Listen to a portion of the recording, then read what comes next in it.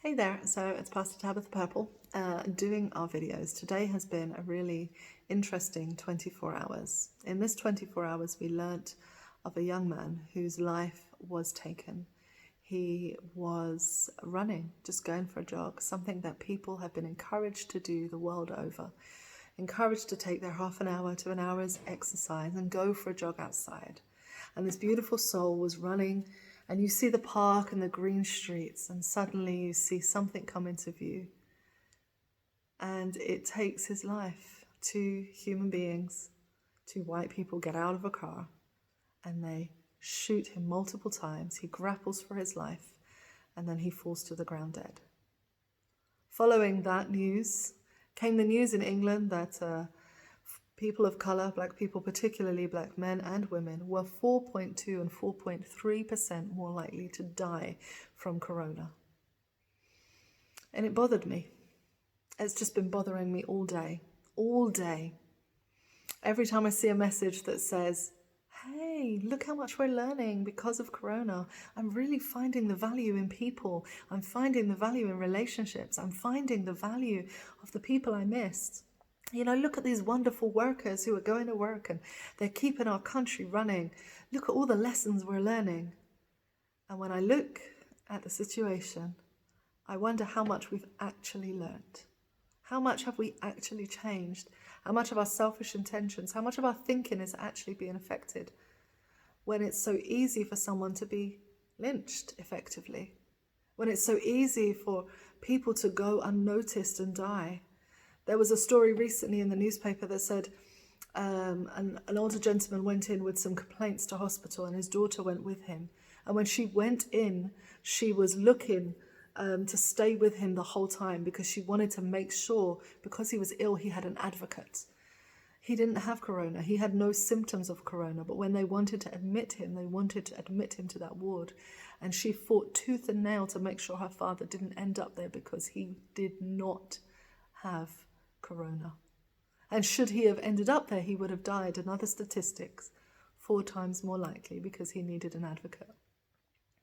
And it makes me think that every story that I've read recently about people of colour has been in the negative. Our culture, our community has been diminished. The value has been erased. You know, there are times when we as a community have held things together that are immeasurable. The pain that our community holds without becoming destructive is unmeasurable. The hurt that it's caused, the churches that have fed, that have clothed, that have been there, the aunties that have taken in children that are not their own, the communities that have stood together and surrounded one another time and time again, the laughter we share, the joy, the parties, the community aspect, especially in the black community. And I think to myself, how can you diminish what is my home? How can you diminish my people? How can you diminish who we are? How can you reduce us to a statistic and make it seem as if there's something wrong with us because we're more likely to die? How can you say that all those things are just negative? And I get really frustrated. And so I've had conversations with friends and I've tried to talk online and I've tried to initiate conversations, and it always ends up in the same way. I end up frustrated. And so I'm not sharing this because I know that there is an answer to this or that it's easy, but I wanted to share with you how much it affects us from our community, how much it affects us to know that our children can be jogging something that governments the world over are encouraging their people to do. And they can be shot down simply for doing what is human. Nothing. And to justify it, people make up all kinds of excuses and say, well, maybe, if, and. The reality is, if you are in a car and you have a shotgun, there is nothing to be afraid of. Chasing someone down and shooting them is not acceptable. And then we look at those statistics in the UK, my home, the place I grew up, and it says 4.2 and 4.3 times more likely to die of corona than their white counterparts. And I ask, why did you write the headline that way? You could have said that there are more people working in the NHS from BME communities, black and minority ethnic communities. You could have said that.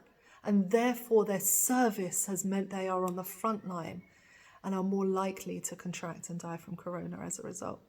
You could have said that the black and ethnic minority communities are going out of their way to help one another at this time, to make sure people who are shut in have food, and therefore they are more likely to come into contact with corona. You could have said that they are working tirelessly in jobs that are underpaid, not protected, but they do it because they believe it is the right thing to do.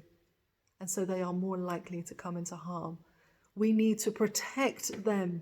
We need to go above and beyond to do the right thing. And instead, you slate my family. You slate my community. You make it seem like it's all our fault when you are failing. And my heart breaks. It's that simple. My heart breaks. And I don't know what to do and where to go and how to fight anymore. But my heart is broken that that is the narrative, that is the story after story of harm to our community. We can do better. We need to do better. Humanity needs to learn from this. Not just say they're learning, but actually learn.